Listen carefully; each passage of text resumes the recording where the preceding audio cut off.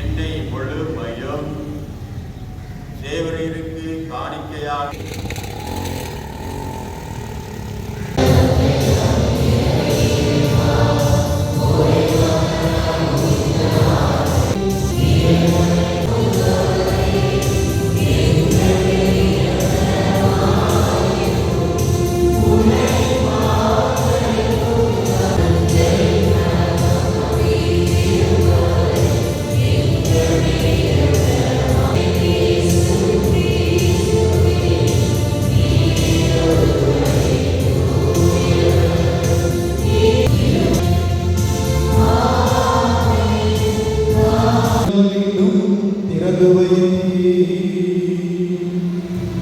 அதனால் ஆண்டவரை உயிர்ப்பை பெருவிழாக புரிவீராக.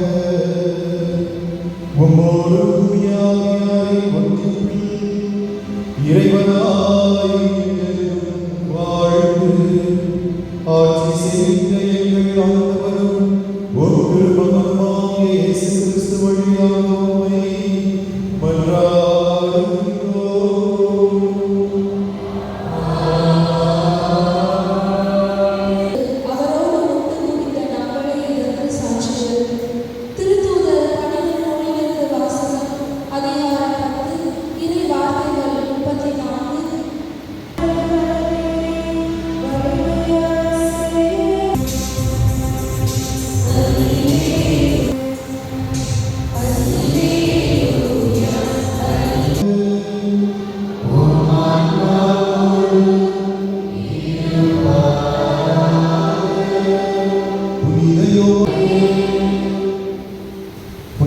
வாழும் அனைத்து மக்களுக்கும் கிறிஸ்துவினுடைய உயிர்ப்பு பெருவிழா வாழ்த்துக்களை அன்போடு தெரிவிப்பதில் மகிழ்ச்சி அடைகின்றேன்.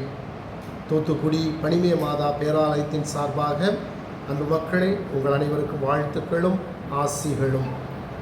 ஆண்டவர் இயேசு உயிர் தெழுந்தார். அதுதான் இன்றைக்கு ஒரு பெருவிழாவாக பெரும் மகிழ்ச்சியோடு உலகெங்கும் வாழ்ந்து கொண்டிருக்கக்கூடிய கிறிஸ்தவ மக்கள் கொண்டாடி கொண்டிருக்கின்றார்கள். ஏறக்குறைய 40 நாட்களுக்கு மேலாக ஆண்டவர் இயேசுவினுடைய பாடுகளை நினைவு கூறுகின்ற விதமாக தவக்காலம், லெந்து காலம் என்று கிறிஸ்தவர்கள் கடைபிடித்தார்கள். இந்த தவக்காலத்திலே தவங்கள் புரிந்தார்கள், தர்ம செயல்கள் செய்தார்கள், அதிகமாக ஜெபத்தில் நிலைத்திருந்தார்கள். இவையெல்லாம் முடிந்து ஆண்டவர் இயேசுவினுடைய அந்த பாடுகளை நினைவு கூறுகின்ற விதமாக புனித வெள்ளி அன்று மக்கள் உண்ணான் நோன்பிருந்து ஆண்டவரை நோக்கி மன்றாடினார்கள்.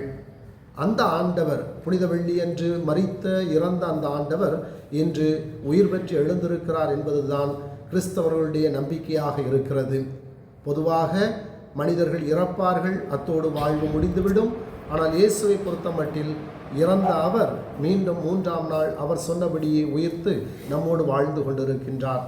அந்த உயிர்த்த ஆண்டவர் இயேசு கொண்டு வந்த அன்பும் அமைதியும் மகிழ்ச்சியும், அன்பு நண்பர்களே, அன்பு மக்களே, உங்களுடைய இல்லங்களிலும் உள்ளங்களிலும் நிறைவாய் தங்கியிருக்க மீண்டும் தூத்துக்குடி பனிமய மாதா பேராலயத்தின் சார்பாக அன்பார்ந்த வாழ்த்துக்களை அன்போடு தெரிவித்துக் கொண்டு, பனிமய மாதாவை தேடி வாருங்கள், பனிமய மாதா வழியாக இறை ஆசிரியரை பெற்று மகிழுங்கள் என்று உங்களை அன்போடு வாழ்த்துகின்றோம், ஆசிர்வதிக்கின்றோம். God bless you all.